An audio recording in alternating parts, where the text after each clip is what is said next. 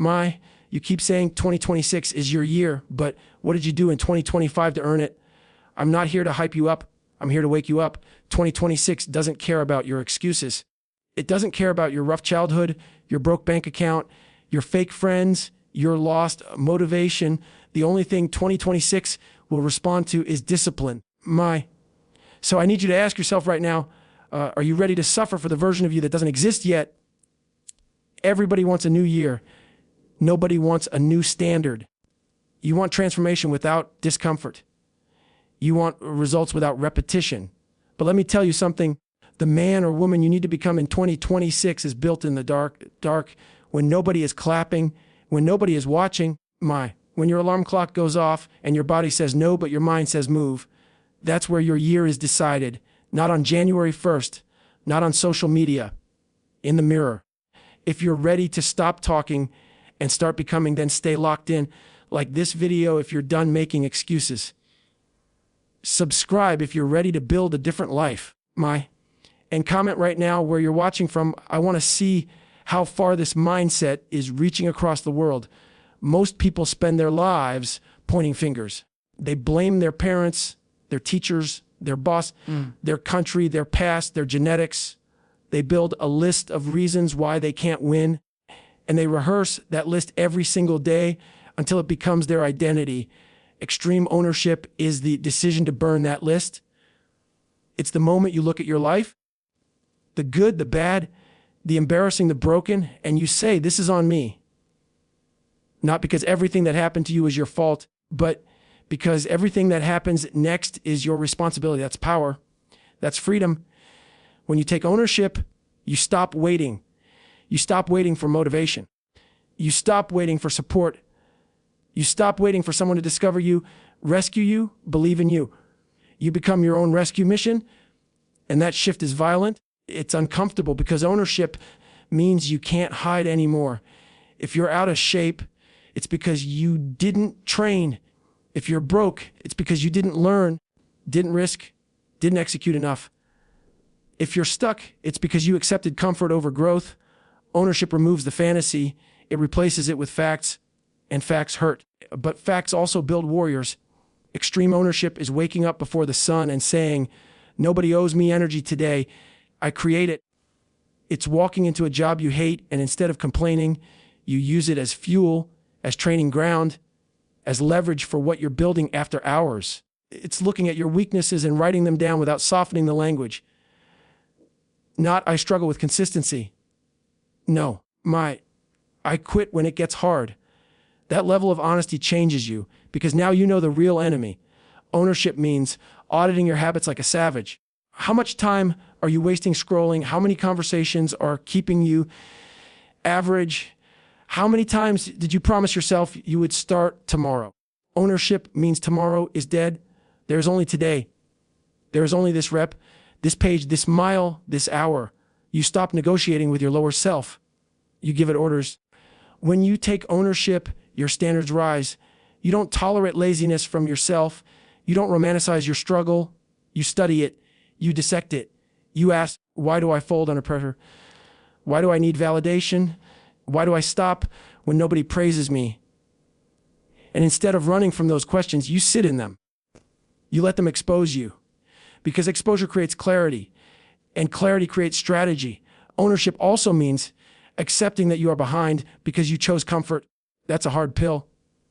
But once you swallow it, something powerful happens. You realize if you chose comfort, you can now choose discipline. If you built weakness through repetition, you can build strength through repetition.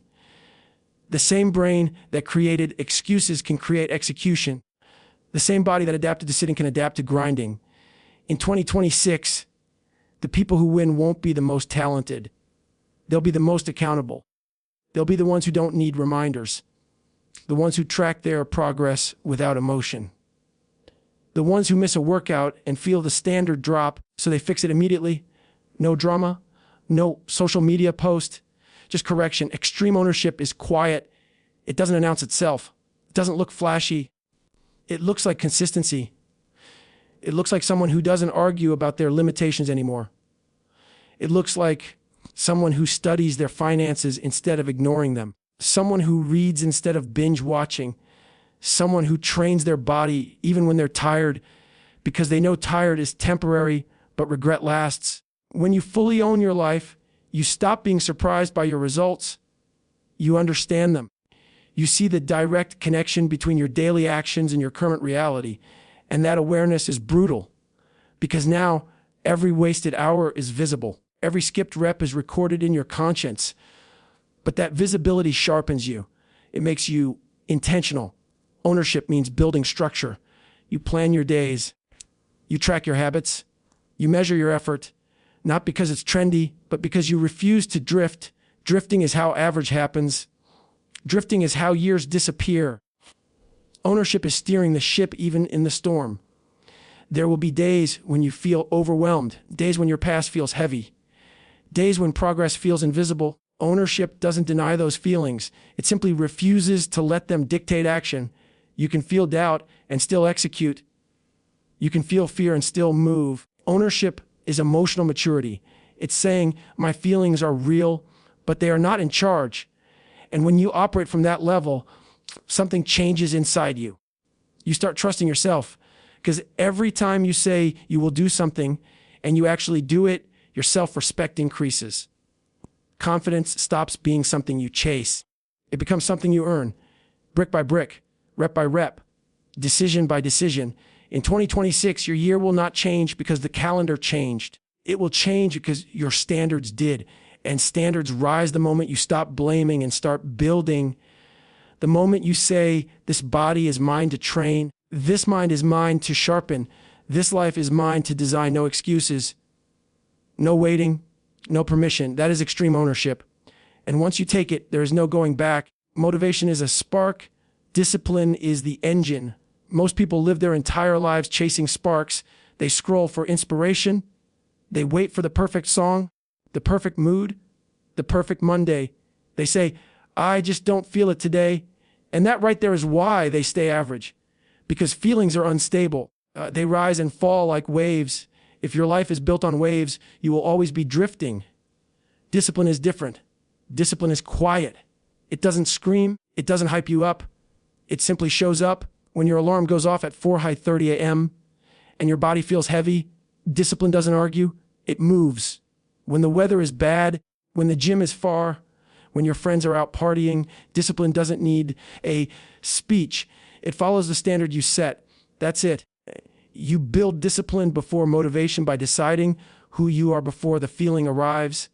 You don't wake up and ask, do I want to train? You already decided you are the kind of person who trains. Identity first, action second, feeling last. Most people reverse that order.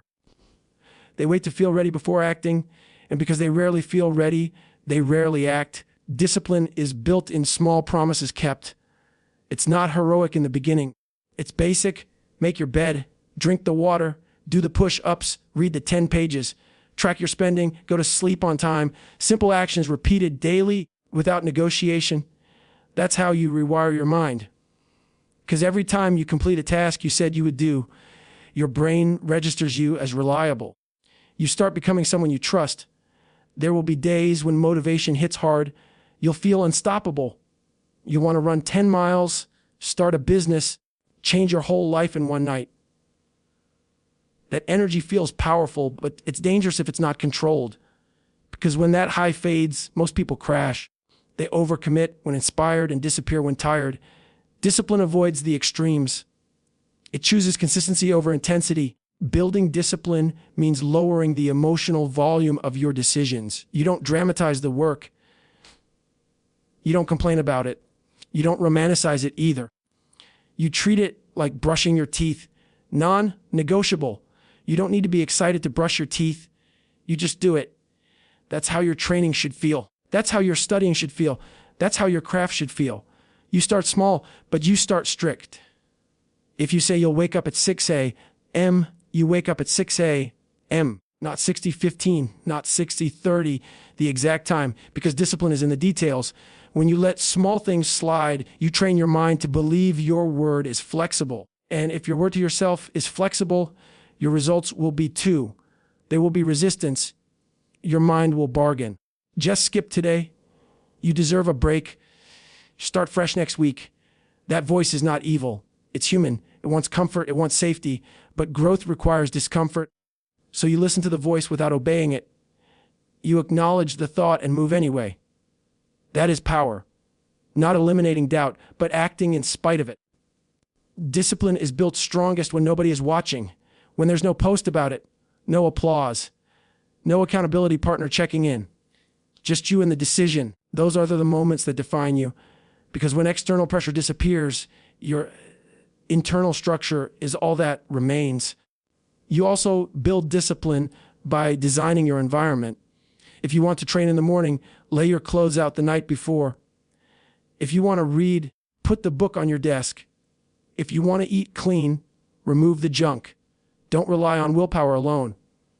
Make the right action easier and the wrong action harder. My discipline isn't about making life harder than it needs to be. It's about removing unnecessary friction between you and your goals.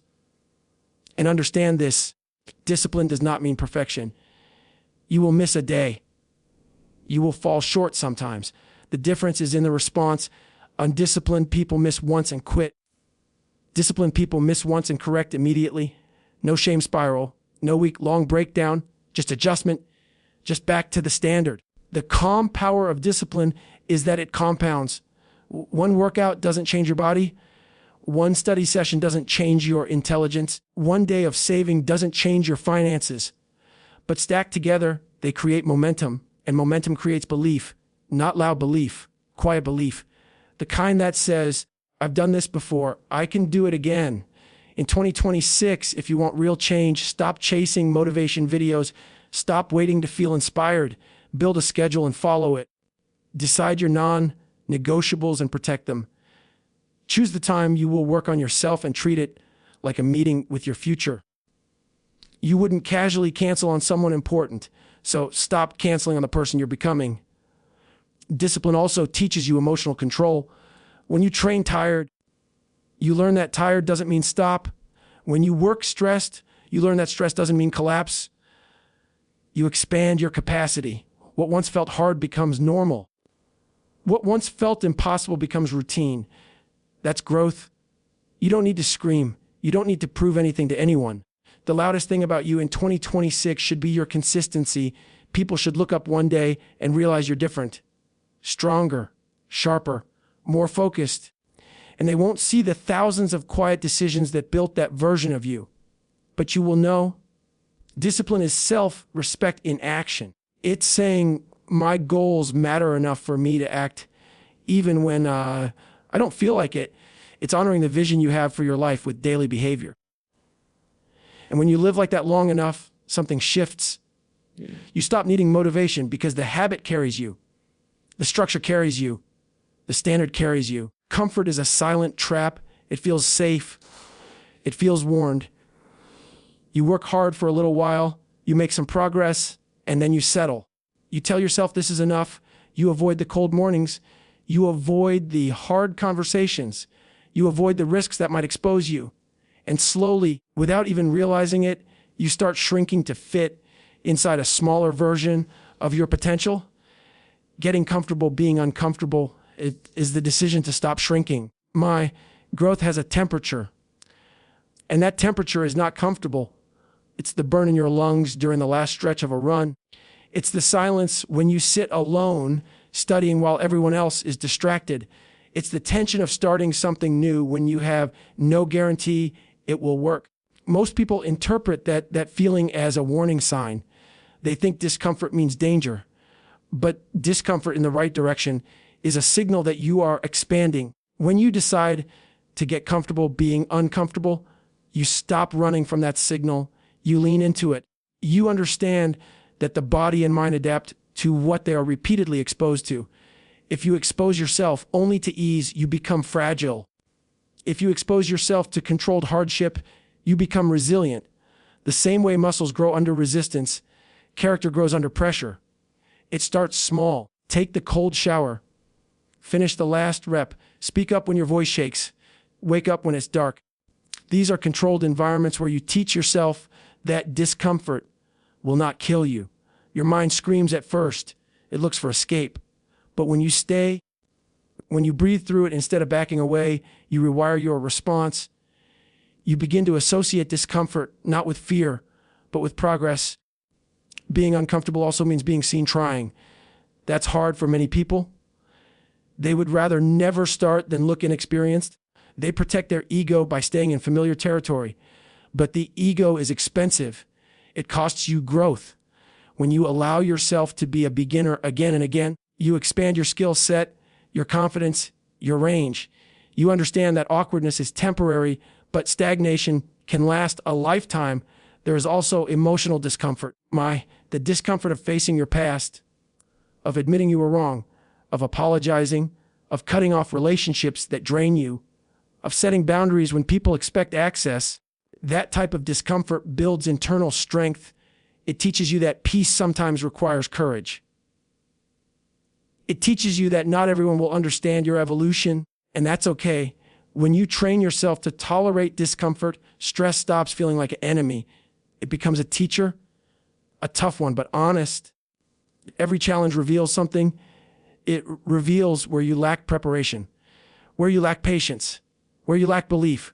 And instead of collapsing under that revelation, you study it, you improve, you adapt. In 2026, if you truly want it to be your year, you must deliberately put yourself in situations that stretch you. Volunteer for responsibility.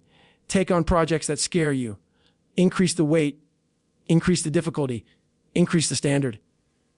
Not recklessly, but intentionally. You don't jump into chaos without preparation. You build capacity step by step, allowing your mind and body to catch up to the pressure you introduce. Comfort whispers. It tells you you've done enough. It tells you to reward yourself early. It tells you to slow down because you're ahead of most people. But you're not competing with most people. You're competing with your potential. And your potential doesn't live in comfort. It lives just beyond what you think you can handle. Getting comfortable being uncomfortable also builds patience, because growth under pressure is not instant. It's slow. Sometimes it feels invisible. You show up, you struggle, you repeat day after day. And there are no fireworks, just effort. But inside, your tolerance increases. What once overwhelmed you becomes manageable. What once made you anxious becomes routine. There will be moments when discomfort feels heavy, when you question whether it's worth it. In those moments, you slow your breathing. You focus on the task, not the whole mountain.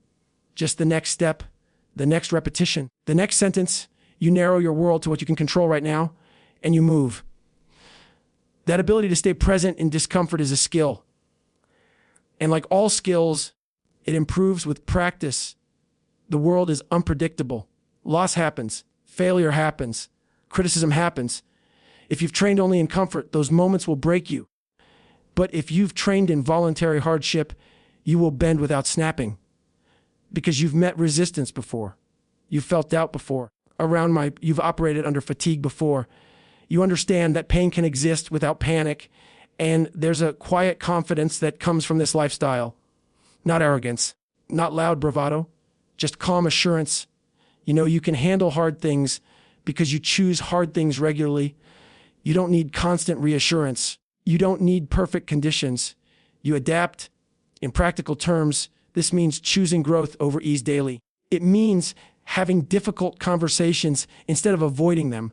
It means finishing what you start even when the excitement fades. It means saying no to short-term pleasure that sabotages long-term vision.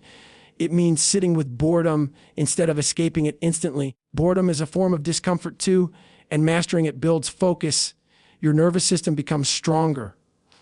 Your threshold rises. You become less reactive and more deliberate. Stressful situations that used to consume your entire day now take an hour. Challenges that once felt catastrophic now feel manageable, not because life got easier, but because you got stronger. Being comfortable with discomfort is not about suffering for no reason. It's about aligning yourself with the reality that growth requires friction. It's about understanding that ease rarely transforms you. Pressure does. Resistance does. Responsibility does. If 2026 is truly your year, then discomfort must become part of your identity. Not something you endure occasionally, but something you accept as the price of expansion. You stop asking why this is hard. You start asking what this is teaching. You stop wishing for lighter loads. You build stronger shoulders. 2026 is not going to crown you. It's going to test you. And the version of you that walks out stronger will be the one who took ownership, built discipline before feelings, and learned to live where it's uncomfortable. This is your moment to decide that average is no longer acceptable, that excuses are no longer tolerated, and that your future will be built in silence, in effort, in daily standards nobody sees. If this message lit a fire in you, carry it into your actions, not just your emotions. And remember, the year doesn't change your life, you do.